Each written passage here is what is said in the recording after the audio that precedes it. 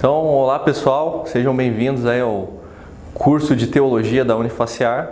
A gente vai estar falando hoje sobre a disciplina de Hebreus e Atos. Tópico 1, vamos fazer uma introdução sobre os Hebreus.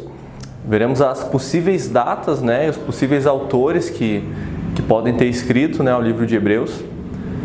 Hebreus ele é considerado o quinto evangelho em função da explicação do que aconteceu com Cristo quando ele ressuscitou e foi assunto aos céus.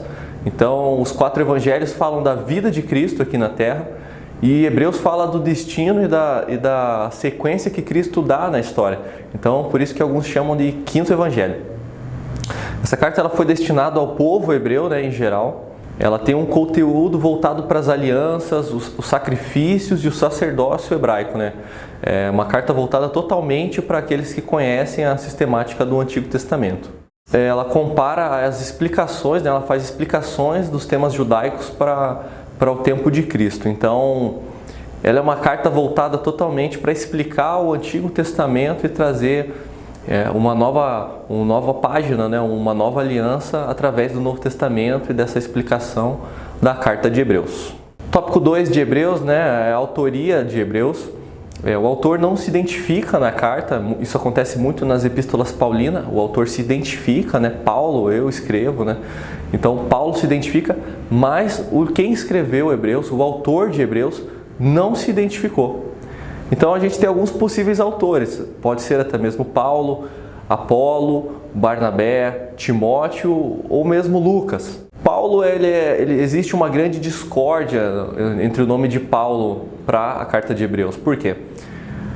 Porque não se trata da mesma literatura. Paulo escreve as cartas dele numa mesma sistemática.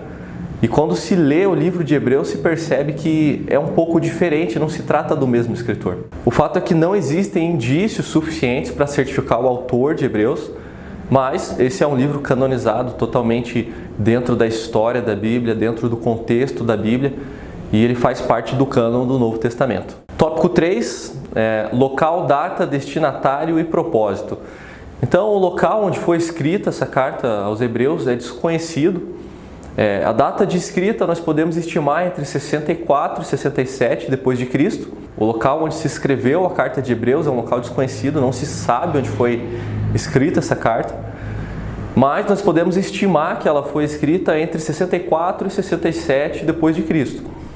O destino são os hebreus, as pessoas que receberam a antiga aliança, a velha aliança do Antigo Testamento e que viviam em Israel como um todo, Reino do Norte e Reino do Sul. A carta de Hebreus, ela também fala sobre o local de serviço de Jesus, como ele está no céu, o que o sacrifício dele representou e faz uma comparação muito forte com a antiga aliança, o serviço da antiga aliança, o sacerdócio, com o sacerdócio de Jesus, que foi maior do que qualquer aliança, do que qualquer sacrifício que foi feito na antiga. Então, a nova aliança de Jesus é superior em todos os pontos em relação à antiga aliança do Antigo Testamento.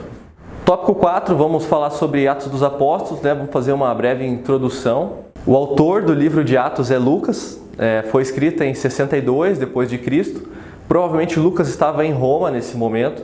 E o destino é Teófilo, como nós sabemos, porque logo no início da carta já se fala que essa carta é endereçada a Teófilo.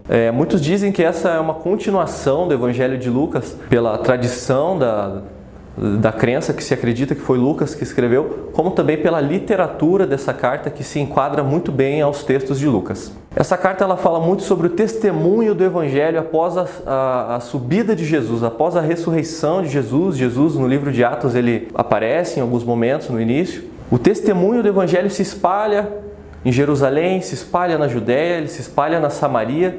E no fim do livro de Atos nós podemos perceber que ele se espalha além disso, ele vai para todo o mundo gentil conhecido na época, que seria ali parte de Ásia, África e Europa. Então, dentro do mundo que era conhecido, o Evangelho ele foi espalhado e o livro de Atos fala a respeito disso. Tópico 5. Atos dos Apóstolos ainda, local, escrita, destinatário, data e propósito. Então, Atos prova que o cristianismo era lícito, a história de Atos fala sobre isso. Naquela época se acreditava que o cristianismo era uma seita que tentava derrubar o império, derrubar o governo vigente na época. Mas os escritos de Atos E os escritos dos historiadores comprovam o contrário. Mostram que o cristianismo não era ilícito e nem mesmo um risco para aquele governo. Atos mostra também o crescimento, desde o início, o crescimento dos cristãos, porque quando se inicia Atos, eles estavam em 120 judeus, e quando se finaliza Atos, todo mundo conhecido estava praticamente conhecendo a crença do Evangelho e a crença em Jesus. Atos conta a história de várias pessoas, mas o livro de Atos acaba focando na história de um principal, que é Paulo. Nós conhecemos Paulo como um apóstolo, mas ele não era um dos 12, então como ele pode ter sido um apóstolo? O livro de Atos ele vai esclarecer isso melhor, vai contar a história de Paulo como um todo e vai trazer mais luz sobre essa questão do apostolado de Paulo.